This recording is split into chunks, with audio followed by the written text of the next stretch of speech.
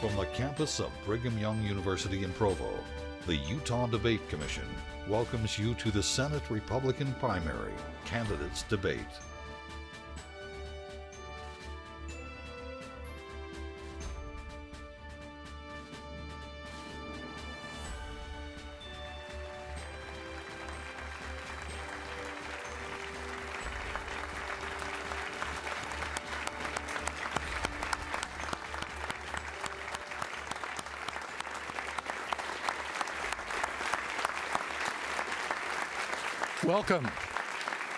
Welcome. I'm David Magleby, Professor of Political Science at Brigham Young University.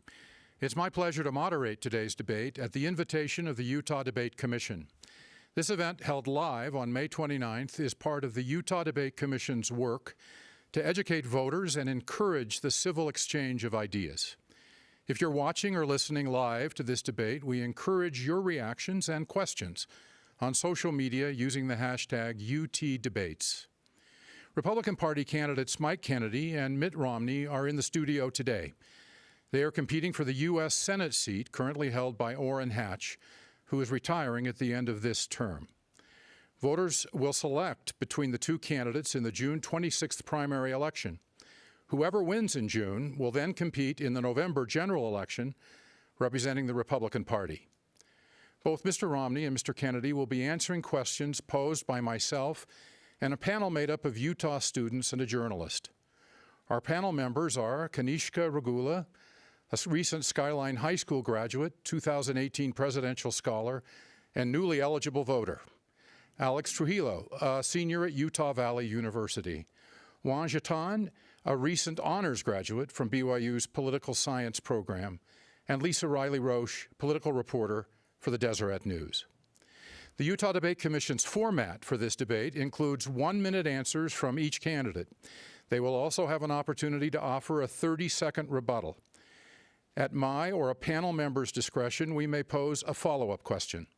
The candidates, if such follow-ups are asked, will have 30 seconds to answer those questions.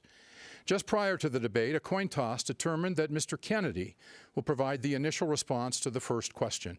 We'll alternate who answers first on the remaining questions. Let's get right into the questions. Mr. Kennedy, Representative Kennedy, it's important for every voter to know something personal about a candidate. The Utah Debate Commission crafted a question for each that allows this opportunity.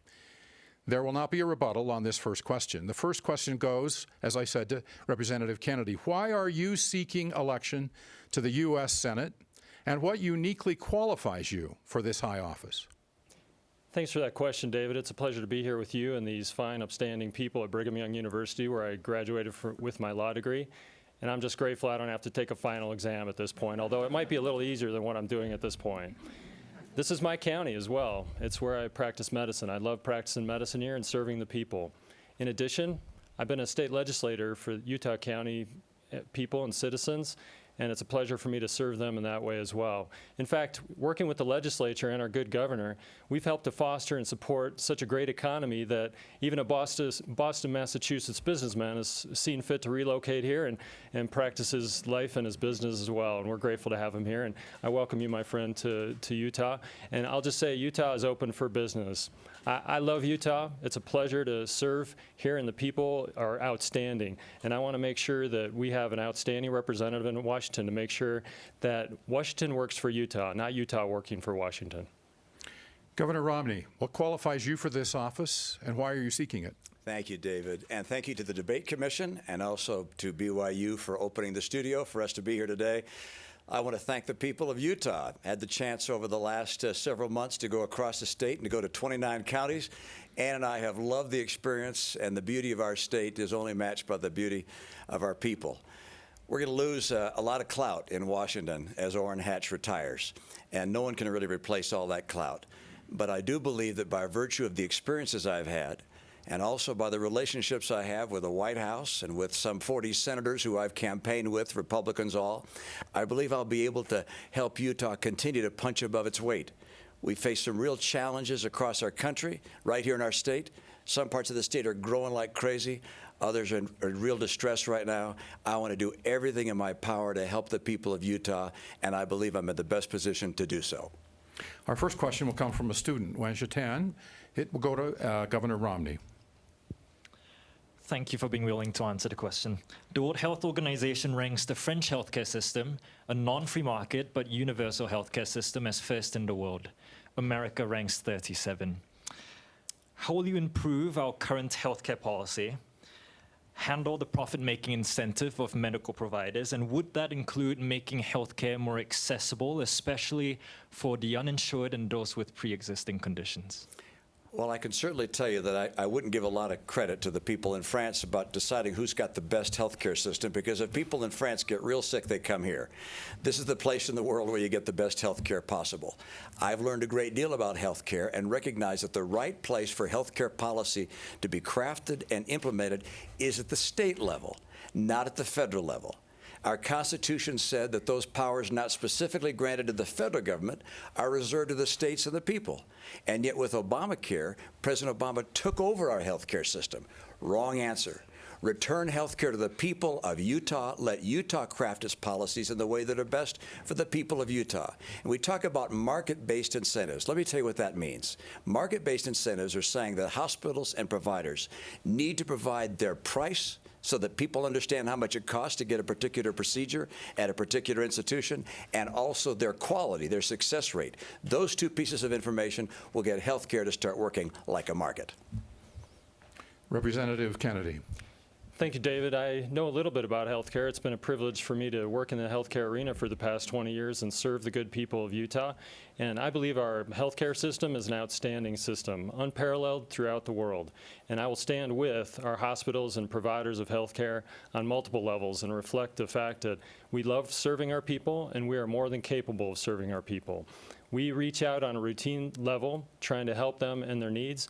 And I, as a voluntary care clinic servant in Provo, actually serve the people for free in Provo, Utah, trying to help them in their health care needs. So as to access, people already have access. They can go to any emergency department throughout the country and have access as they need it. And then in the state legislature, which is where, if there's regulation that needs to be done, it should be done in the state legislature, because it's accountable and it's responsive to the people.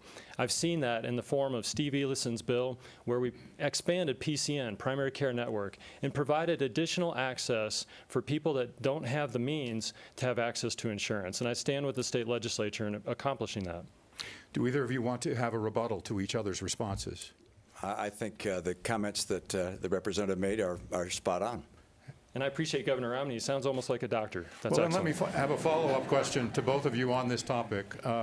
Following up on the wording of the question, I'd like you to address the issue of, if the Affordable Care Act is taken away, as has been frequently voted on in the House, what will be the substitute with respect to pre-existing conditions, the uninsured, coverage for those, and especially, given our audience at a university, people who are not on their parents' insurance but were covered under the Affordable Care Act, to be able to have their parents' insurance cover them.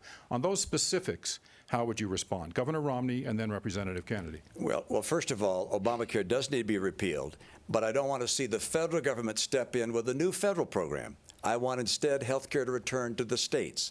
And at the state level, we'll be able to make sure that we have coverage for people with pre-existing conditions. We can expand coverage to make sure that everybody ultimately has access to insurance and has insurance. Those two elements have to be part of any plan that gets created. And I can tell you this, having had the experience of being a governor and putting together a plan that worked for our state at a state level, the right answer is not a federal takeover of health care, it's return the power to the states.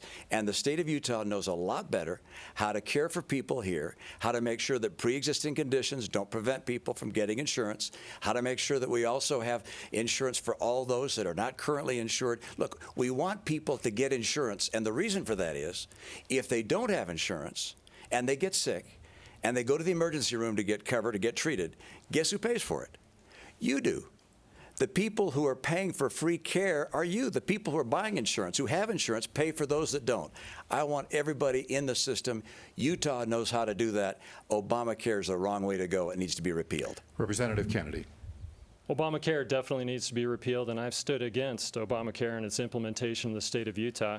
I'm not interested in more government programs, which my opponent on some level has created more government programs and instilled that in his state, and I respect that. It was a state that wanted that, but in the state of Utah, I, along with many others, fought against the implementation of Obamacare, and I'll stand with that. Healthcare is best delivered by doctors and patients working together, get third-party payers and government systems out of the way. When it comes to pre-existing conditions, which is an important policy question, I've had great patients with very minor medical issues that in the past, they had no access to insurance. It was shameful how it was, so they need to have access to insurance. And I stand with the policy to move aside pre-existing conditions as eliminating people having access to insurance.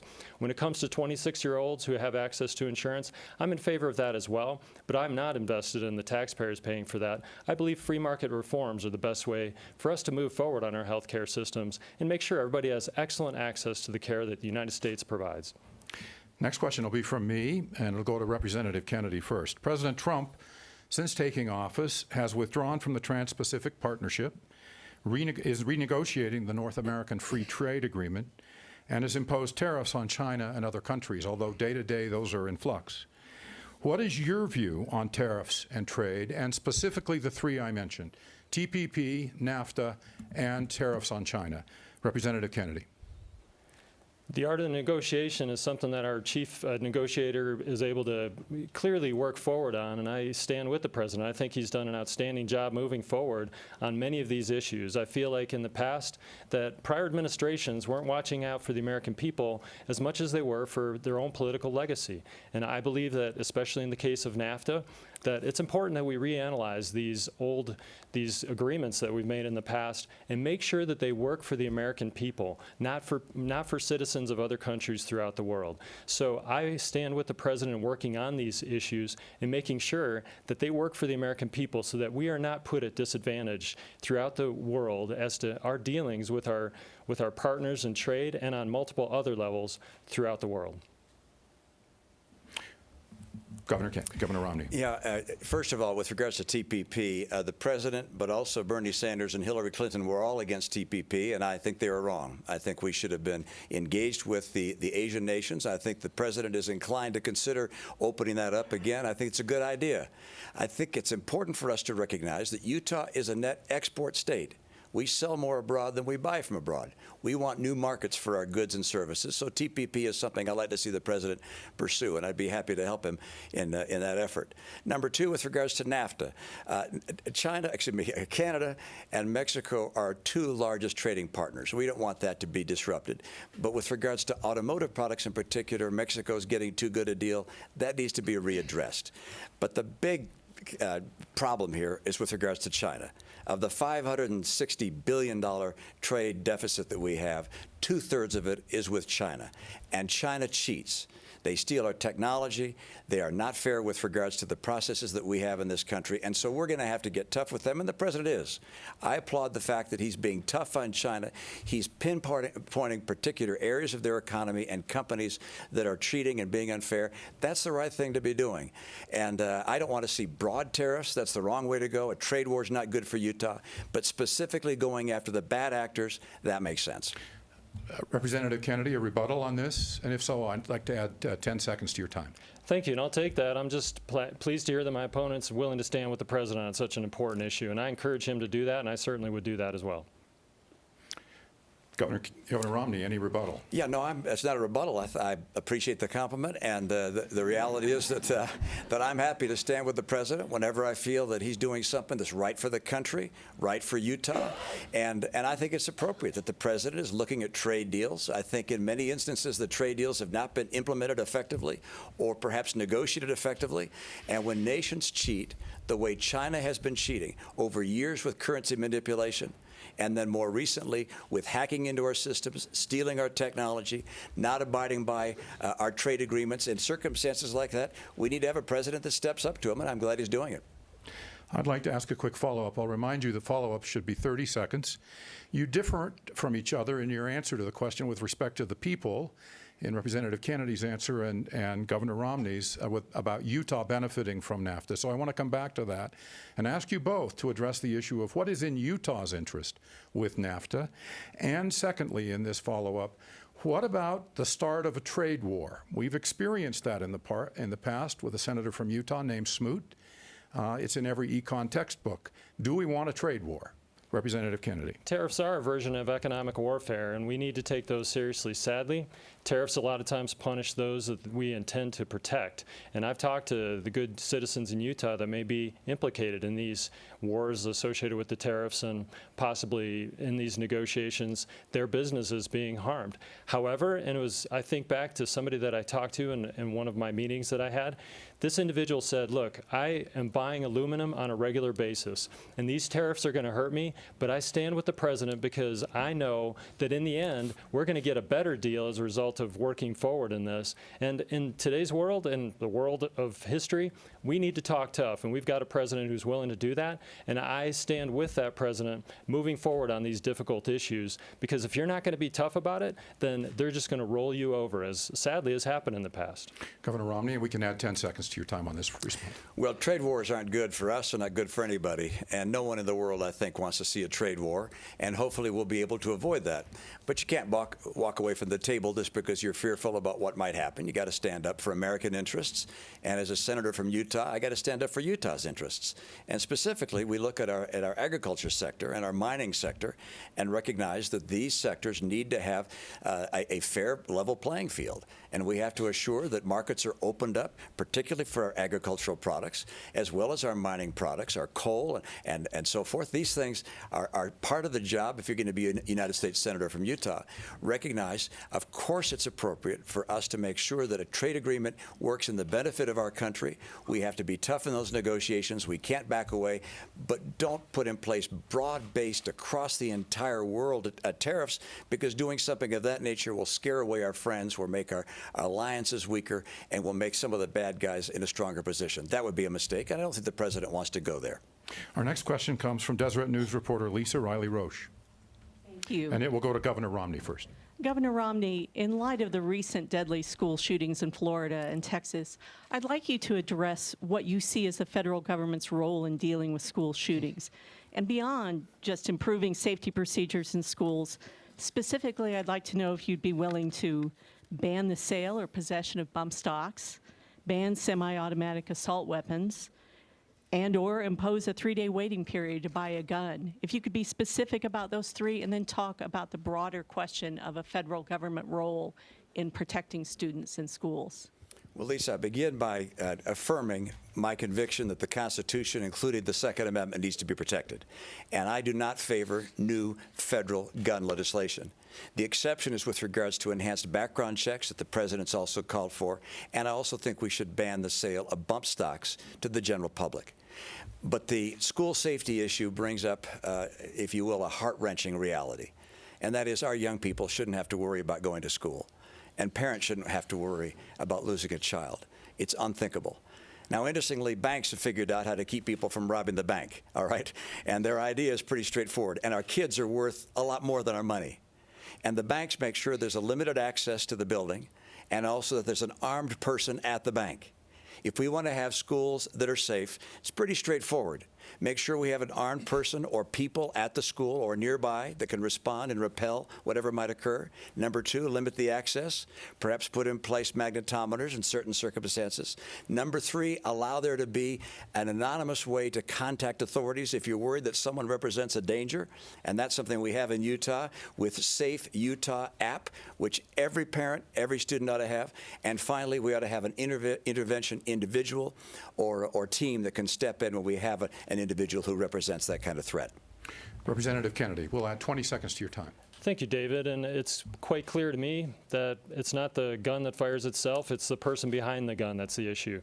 We need outreach to our citizens in our society. We need to find these individuals that perpetrate these heinous crimes and deal with them well before these crimes ever happen. We need to augment our access to psychology and psychiatry. We need better mental health services available. And we need more community outreach such that when an individual is talking about these sort of activities, as was reflected in Parkland, Florida, there were multiple signs that person, the perpetrator, was on the way towards doing something terrible.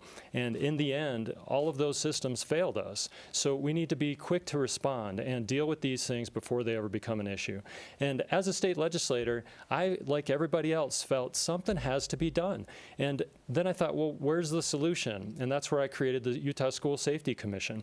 It was a commission that I'm proud to say is being replicated around the country, because what we need are community-based solutions where people that care about communities, people that know the community are getting together. So we brought together an architect, teachers, we brought together parents as well as students, and all of these people, including a gun rights activist, are working on finding solutions that actually work. When it comes to banning things like bump stocks, it doesn't work. So I don't believe that that's going to be a useful step. If I'm going to step into this arena, which is a very difficult arena, I want to make sure that our actions actually work, which is why we created the Utah School Safety Commission. We're meeting for the 8th time this Thursday. Governor Romney, a rebuttal on this one? If so, we'll add some. Yeah, I would just say that I applaud the work of a commission and the input of various individuals. Oftentimes, there's a lot of talk associated with government and commissions. I hope this obviously is very different, but I'll go back and just reiterate what I mentioned earlier on, which is I think we have some pretty good models for what it takes to protect something of great value, like a child, and that is at a school. You have to have someone there that's armed. You have to also have limited access. You also have to be able to have warnings, and that's individuals, parents, or colleagues that identify someone that might represent a threat. And then you have to be able to intervene when someone has been warned about. And those things, we can talk about this at great length, but frankly, it's time for us to act. And one of the great, I think, frustrations people have with people in politics is that people like myself and others don't get the job done. And I can assure you that as a senator, I'm going to work very hard to get the job done on this and other topics. Representative Kennedy. Well, I just say that my opponent in the past has signed an assault weapon ban as governor of Massachusetts, and I'm fine with him changing his opinion. We all have the right to do that. But I stand firmly with the Second Amendment. My legislative record is clear. I have not voted against any bill that would ban Second Amendment rights for the people of Utah, and I feel like it's really important for us to be consistent as to our records regarding this. So I just say that when it comes to solutions to this important issue, community-based solutions are what's going to work, and we need to focus on the perpetrator of the crime, not on the weapon that's used. Governor Romney, you were specifically mentioned, so we'll add 10 seconds to your time, and we'll allow Representative Kennedy to respond beyond that for 10 seconds as well if needed. Well, I'd note this. I'm a believer in the right of states and localities to make their own decisions. And an interesting thing happened while I served as governor of Massachusetts, and that is that the pro-gun lobby said, look, we're really concerned about all these restrictions we have on weapons and hunting and being able to carry weapons in Massachusetts.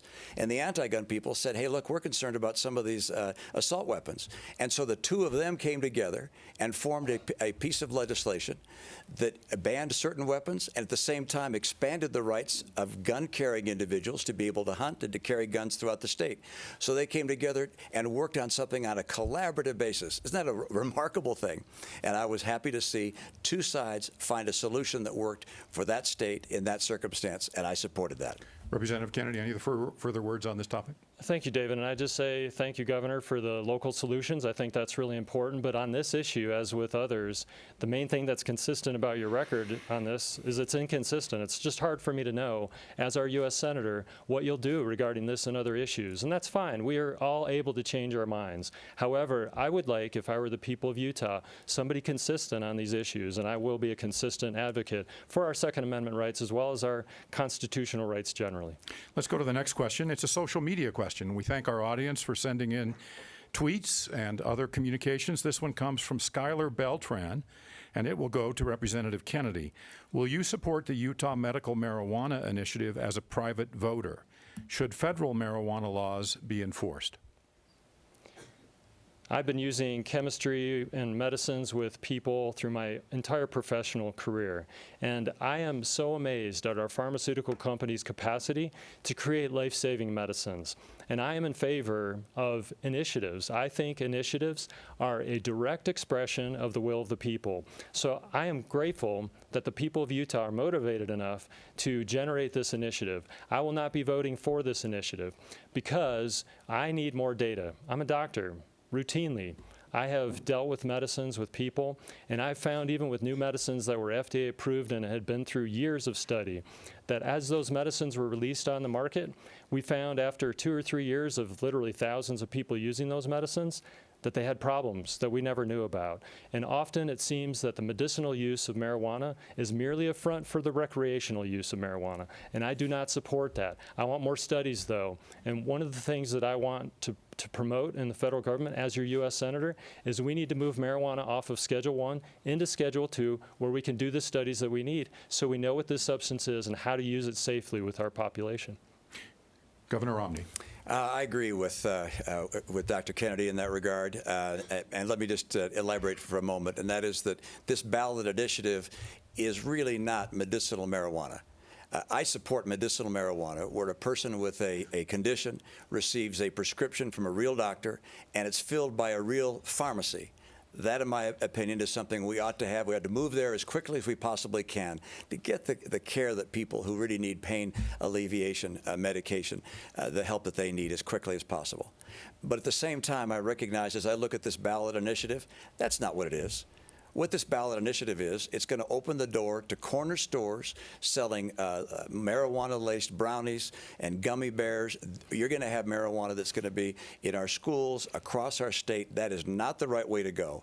The right way to go is to say, let's legalize medicinal marijuana with prescriptions and prescribed through or filled entirely and exclusively through a pharmacy like Walgreens and CVS and so forth. That's the right way to go. This particular ballot initiative is not the right way to go, and I hope the people of Utah take a careful look at it and recognize how dramatically this could change our state if we were to support this particular initiative. I sense you largely agree on this. Let's go to the next question. Well, I just finish off by saying as a state legislator that we've worked on this issue. Actually, we've opened the door already for young ones to receive epilepsy treatment through CBD oil. In addition, terminally ill individuals have had access to this medicine through the state legislative purview that we've pushed forward with legislation. So David and the people generally, I just say we're working on this already. State-based solutions are going to work. We need more access to information, which is what I'd promote as your U.S. Senator. I just note that I think there's great frustration on the part of people who need this kind of palliative care, that something doesn't happen on this front, that there seems to be broad agreement but never movement. And one of the reasons I'm in this race and intending to go to Washington is I believe I can shake things up and get some people to move. I know how to pull people together. I think that has to happen on this as well as a number of other issues. Next question comes from me. It'll go to Governor Romney first. Given that the summit involving the United States and North Korea has been canceled, what should be the U.S. position on North Korea's nuclear arms program? Specifically, should the U.S. make a preemptive strike on North Korean nuclear facilities and missiles? Governor Romney. Well, our objectives in North Korea are very clear, and that is a complete denuclearization of the Korean Peninsula on a permanent basis, which is completely verifiable. That's our objective. We're not going to vary from that. The president's made it very, very clear. And we're still in the negotiation stage, all right? The meetings are on again, off again. That's a bit of a negotiation on the part of our side and their side. And so it's too early to prejudge what's finally going to happen. And I'm certainly not going to say something which would in any way compromise our commitment as a nation to the president's effort with regards to North Korea. I can assure you that what Lindsey Graham, senator from South Carolina, said very much reflects the view of the president, and mine own as well, which is either North Korea will denuclearize on a permanent basis and verifiable basis through a diplomatic process, or there will be a military process. It's one way or the other, and they're going to have to make that choice. And they have to understand that we're committed and united on that front. And I applaud, by the way, our Democrats in Washington at this stage who are not carping and attacking the president, but are standing firm, recognizing this is a negotiation. We need to show that kind of unity. This is a very important issue. We cannot have North Korea selling nuclear weapons around the world or threatening the homeland of our great nation. Representative Kennedy. Thank you, David. I'll just say that the on-again, off-again nature of this negotiation, it almost feels like a 16-year-old romance process where it's just kind of off and on, and you never know who's doing what. But the reality is the president, he's an extremely capable negotiator. And I've been very impressed in the past year plus in the things that he's been able to accomplish. As to using the power of military might, I hesitate about that, just like with tariffs. Economic warfare and actual warfare, both of those are tools that can and sometimes should be used, but very judiciously, and only when the right data is driving that right decision. I agree with Governor Romney is that we need a denuclearized Korea Peninsula, and I am in favor of whatever it takes to make that happen and would not take off the table military might, but I would say on that level that I need more data to understand whether or not that is something that should be embarked upon. But I would say I trust the president to do the right thing, and I think he's moving us in the right direction and want to see that continued, and I would support him in that. I think you both agree on this issue, so we're going to take a break. If you're just joining us, we're about halfway through a debate featuring Republican Party candidates for the U.S. Senate seat being vacated by Orrin Hatch. I'm David Magleby, moderator for today's exchange. Candidates Mike Kennedy received the most votes from Republican delegates at the party's April convention. Mitt Romney qualified for the ballot using the signature gathering option allowed by Utah law. Utah's registered Republican voters will decide June 26th whose name will be on the November ballot as their party's candidate. Now, you can submit your comments or questions to the live broadcast on social media by using the hashtag UTDebates. Let's get back to questions, and this one is Alex Trujillo, and this one will go to Representative Kennedy first. Thank you. You both want to fix the immigration system, but here in Utah, there's a large labor shortage with unemployment at 3.1%. What is your stance on increasing legal immigration? We want to know, what is your solution to the fate of children brought here illegally by parents, the Dreamers? Do you favor deportation, an extension of the DACA legal protections, or a process where they could become citizens? Representative Kennedy. Thank you, Alex, for that important question. And I'll just say first that as the first-generation American on my father's side, my dad is a naturalized American citizen. And I've been blessed to be raised in the United States of America and have access to the American dream. The fact that my grandfather and father came across the border and grew up in the United States and allowed me to be born in the United States is a great heritage for me, and I honor that. And I want people to have access to that.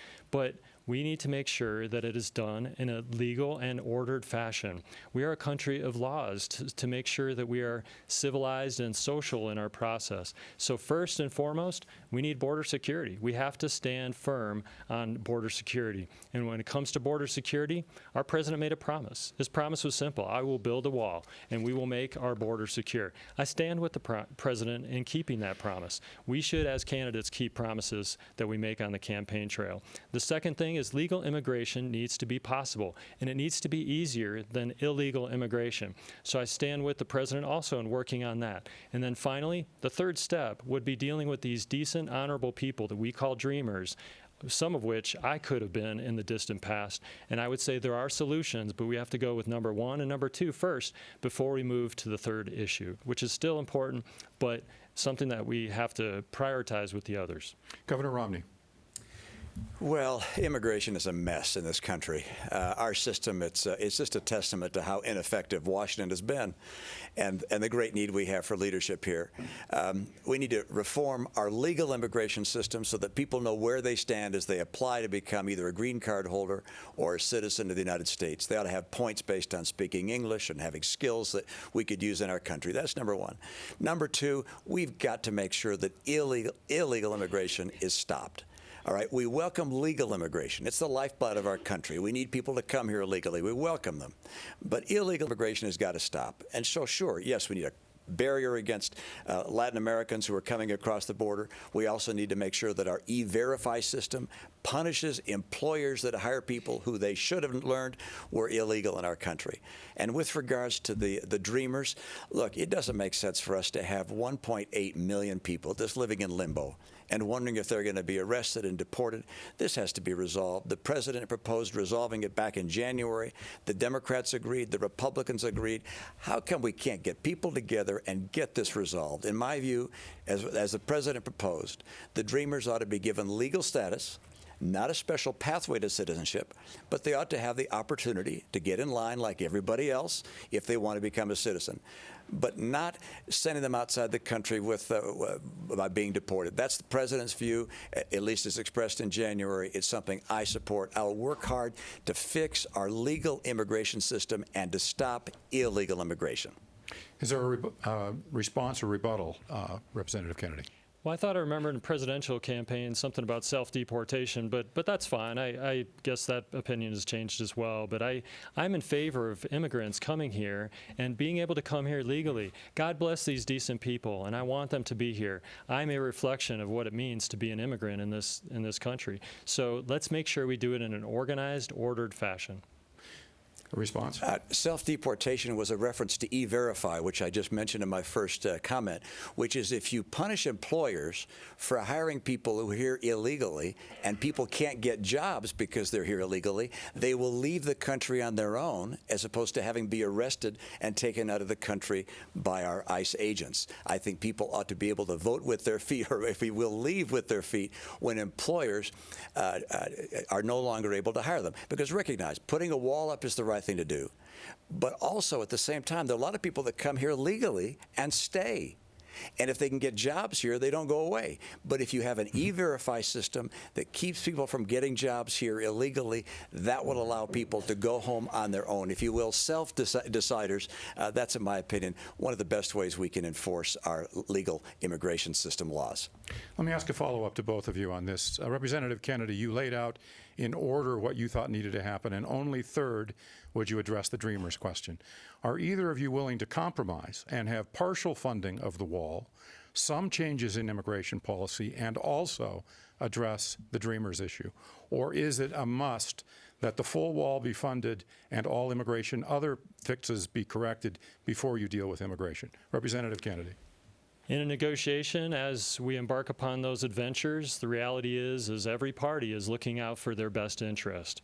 So if in a negotiation something is given before it should be given, then the other party is going to cease negotiating or completing their part of the deal. So for me, it stands firm. We have to secure our borders. Otherwise, the problem continues to get worse. People continue to cross the porous borders and make it so that the DACA issue, these blessed dreamers, there are more of them, and then we have to try to figure out how to work through that. So I believe it is important in this negotiation that we respect the lives and have compassion for those lives, but we need to make sure that we have the first priority in place, and that is border security, and that we're at least working on our legal immigration process when we start to work with the decent people we call dreamers. Governor Romney. Professor, I have to stand with Dr. Kennedy on this, and that is that in a negotiation you don't lay out where you're willing to compromise to. In my view, it is essential for us to have a barrier against our southern border, to also have a very firm and effective E-Verify system. I also think that we need to have a tracking system that identifies people who've come here illegally on a visa and may not have returned home. These kinds of things all have to be put in place. The president's also said we need to end chain migration, which is the idea that remote family members all get to come into the country if there's one legal person already here. And he said no more lottery immigration, which is just sort of randomly picking people. I agree with the president on those things. And I believe that we should work together to make sure that all those things come together in a way to fix our immigration system. But I can tell you, I am not going to stand by and let nothing happen. This has gone, I ran for president in 2008. This was an issue then. It's unbelievable that in this country we can't resolve this issue. And young people and people who want to come here illegally deserve to know what America's going to do. It's time for us to resolve it. The next question is from Kanisha Ragula, and it will go to Governor Romney first.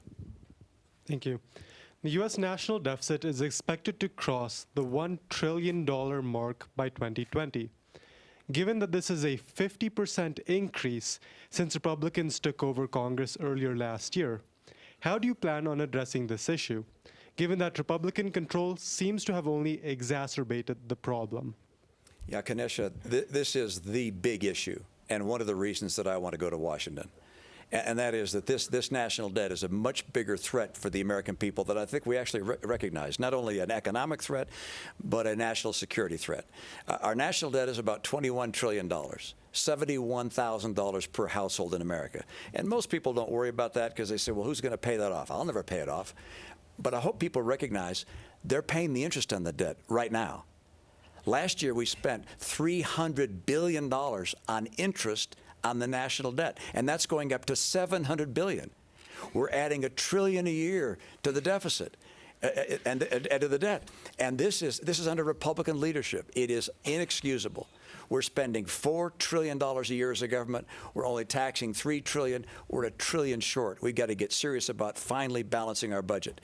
And there are ways to do that. I'm going to work together with other senators, get a group together to go to Mitch McConnell or whoever our leader is and say, Mitch, we're not voting for the next continuing resolution. We're not voting for the next omnibus bill unless we live within the spending caps, get back to appropriations process that allows us to finally get us on track to a balanced budget. Representative Kennedy.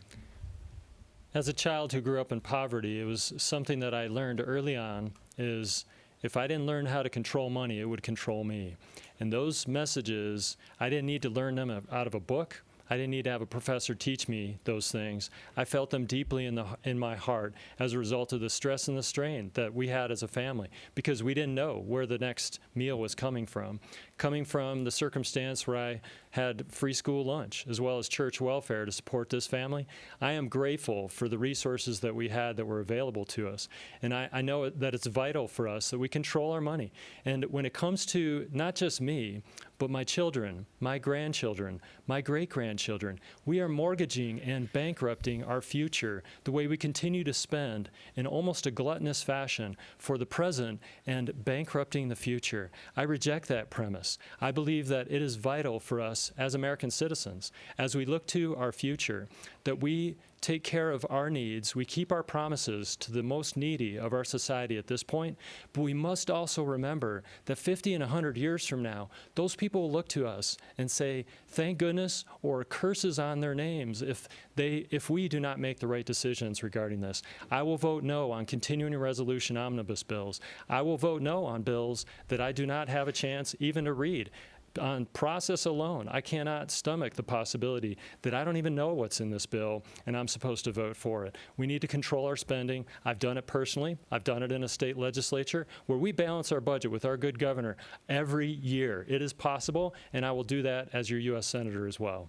I'd like to ask a follow-up on this to both of you, given your answers. One is, you both stated out the claim that you would not vote for omnibus or continuing resolutions in this area. We had a government shutdown. Utah Senator Mike Lee was one of the leaders of that. It sounds to me like you would favor a shutdown if you can't accomplish what you've said. That's question one. Question two is, how do you accomplish a reduction in the deficit without reducing spending for entitlements or defense? Since so much of the federal budget is in those two categories, real traction on the deficit can only come with cuts in those areas. I think this one goes first to Governor Romney. Yeah, first with regards to shutting down government, you don't want to shut down government when you're given a notice 48 hours before a bill is going to get up or down, and they say, look, if you don't vote yes for this, well, the government's going to shut down. That's the wrong way to approach it. What has to happen is I have to get a group of senators together of like mind, and there are a number that I know that can come together of like mind and go to the leadership well in advance, months in advance, and say, we're telling you up front that you can't bring another one of these bills to us with 48-hour notice, closing government if we don't vote for it. You have to realize, unless this bill lives within spending caps, unless we have a normal budget process, appropriations processes, unless you put in place the chance for us to amend and to debate, we're going to vote no. So you know that now. And this gives you more strength, by the way, in your negotiations with the Democrats, because you can tell them, look, we can't get this bill through unless we follow the normal process. So that's number one. That's how we get there. And in terms of how do you get the money out? Yeah, you're absolutely right, Professor, which is you have to go where the big money is. 2/3 of our money is in entitlements.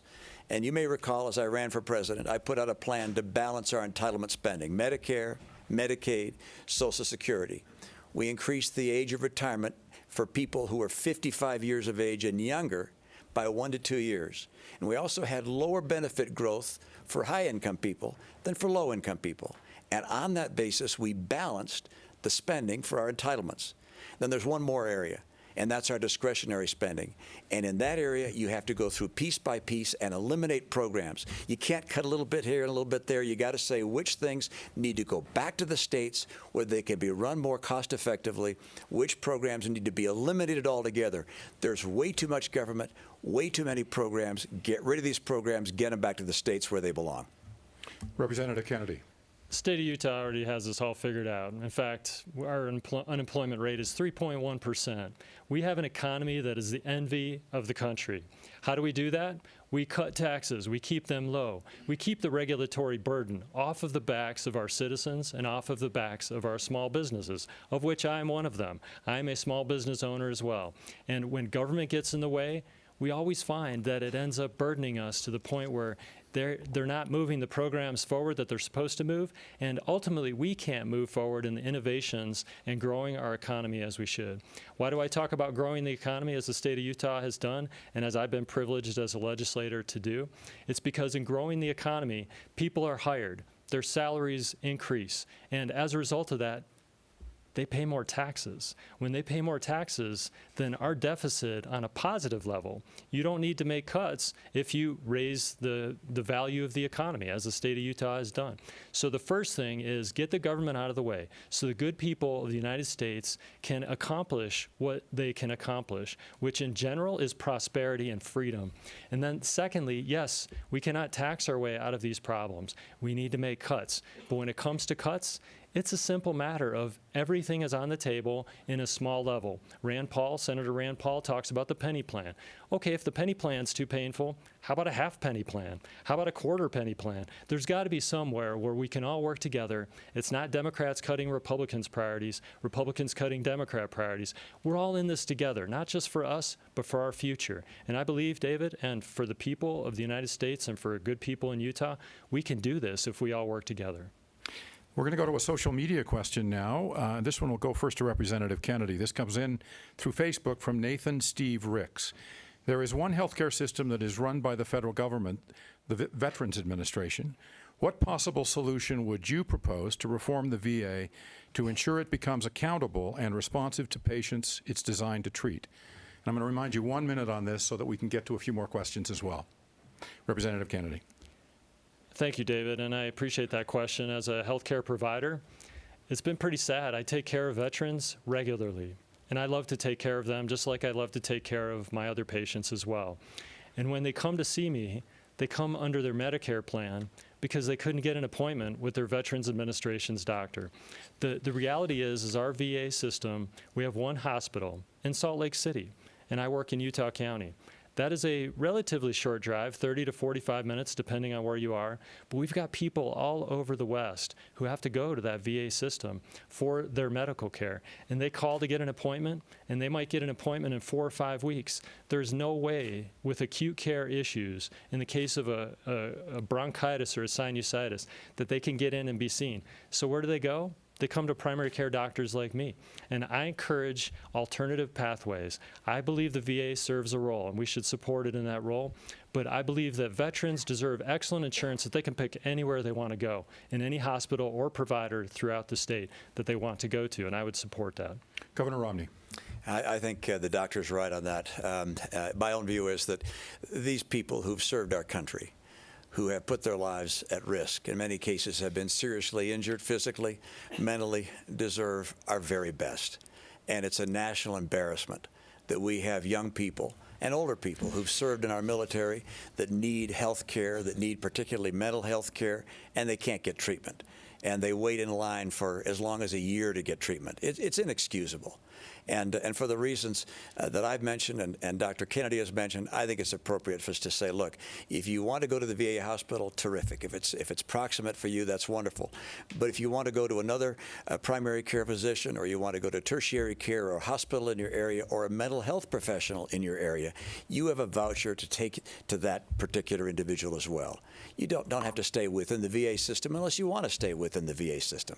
Let's make sure we don't continue to delay the provision of health care for these people who've served our country so valiantly. It is inexcusable. It's something I will work very hard to change, to make sure that people have the kind of alternative paths that Dr. Kennedy mentioned. Thank you again. Agree on this one. So let's go to Lisa Riley Roche for a question, and this will go first to Governor Romney. Thank you.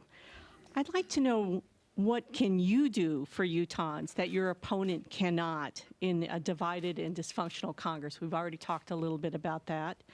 I'd like to know, would you be willing to work with others to find common ground on pressing issues like taxes, immigration, or are you not inclined to compromise on policy differences? Governor Romney? Well, Lisa, I don't compromise on principles. I look for places to find common ground. And I had the occasion to serve as a governor in a state that was pretty Democrat. My legislature was about 89% Democrat. And it was obvious to me that to get anything done, I had to find places where there was common ground. We were able to do that from time to time and make some real progress in that regard. One of the things I did was this. I decided I wasn't going to attack the Speaker of the House or the Senate President on a personal basis. We could disagree on policy, but I wasn't going to attack them. And after about 6 months, I got a note from one of the two of them saying, Governor Romney, I've noticed over the last 6 months you've never attacked me. I'm going to stop attacking you. We got together every Monday for 1 to 2 hours, talked about the issues that state faced, and we worked together. That has to happen in Washington. It's the way it used to be in Washington. Presidential leadership is essential for that, but I also think individual members of the Senate have the capacity to reach within their own caucus as well as across the aisle and build the kind of friendships and associations that lead to trust and the search for common ground. Immigration being one of those. Governor, I we need to seem to stop all you on agree. time here, so please. I'm going to work very hard on that basis to work collaboratively to get things done. Representative Kennedy. Thank you, Lisa. And I think building relationships is such a fundamental part of humanity. It's a key role that we should play in the political arena. And I just say, I'm grateful to hear my opponent say that he's willing to work with people, because when he's labeling President Trump as a phony and as a fraud and Pastor Jeffress as a bigot, I don't see those as productive steps in building relationships. And everybody has a right to do as they see fit in working with individuals. But as to me, that's what I've done for my whole professional life. I take anybody that comes to me as a doctor, and I am more than happy to take them as they are. I am not trying to change them into anything they don't want to be, but I am pleased and honored to work with them. And I find it to be exhilarating to find people that are different from me that I can actually learn from and expand my view on the world and work productively. Even when we disagree, we can do so respectfully. And I do believe that that's a fundamental difference between how I approach the world in the doctor world as well as in the legislature. I'm willing to work with the people that have good ideas. I think my opponent has demonstrated occasionally, and that's fine, he can do as he wishes, but that he's not willing to do that. And for me, relationship building is key to getting things done. We're very tight on time, so I'm going to need to proceed. No. You can't go. You can't go without that. 20 seconds, Governor. No. 20 seconds. I got longer. That's a lot there. First of all, I've known the president for a long time, and the president has endorsed me in this campaign, which shows he respects people who call him like they see him. Number two, with regards to Robert Jeffress, this is a guy who said that Mormonism is a cult, that it's a heresy from the pit of hell, that Joseph Smith is a servant of Satan. All right, that person is allowed to say that under the First Amendment anywhere they want, and they have the right to do that. But the idea that this person would be chosen by the State Department to represent our nation at the opening of an embassy is simply wrong. And for Representative Kennedy to call him and apologize to him is absolutely inexplicable. Jeffress should be apologizing to Representative Kennedy and to the people of Utah of my faith and other faiths. He said worse about Muslims. When people express bigotry, they ought to be called out for it. Representative Kennedy, as briefly as possible here, please. My opponent's been quite clear as to the way he stands on things, and he calls them like he sees them. And I just say, I'm not sure with President Trump that you see things the right way. I do know some good eye doctors if you'd like to have a referral to get your vision checked, because I think President Trump has been outstanding. He is one of the presidents that we have that actually keeps his promises on the campaign trail. And I'm proud to stand with the president and not deride him publicly. If I disagree with the president, I will do so in a respectful fashion. This has been quite an exchange. Thank you. You've gone over time enough that we don't have time for the final wrap-up question. Earlier, we mentioned that Governor Romney gained ballot access by gathering signatures. We'd like to clarify that he also qualified for the ballot through the Republican convention process. It's been an enlightening hour with our candidates, Mitt Romney and Mike Kennedy. They are candidates for the Republican U.S. Senate primary election on June 26th. Thank you both for participating and for your desire to serve in public office. We celebrate that, and we wish you both success on primary election day. Thanks also to our panelists for their contribution. A special thanks today for the efforts of Scott Howell and Thomas Wright, co-chairs of the Utah Debate Commission Board. We appreciate the many hours they spend leading the commission and working to bring Utah voters these debates. The Utah Debate Commission urges you to vote in the upcoming primary election. To vote for Republican Party candidates, you must declare your affiliation with that party. You can do that and register to vote at the same time at voting locations.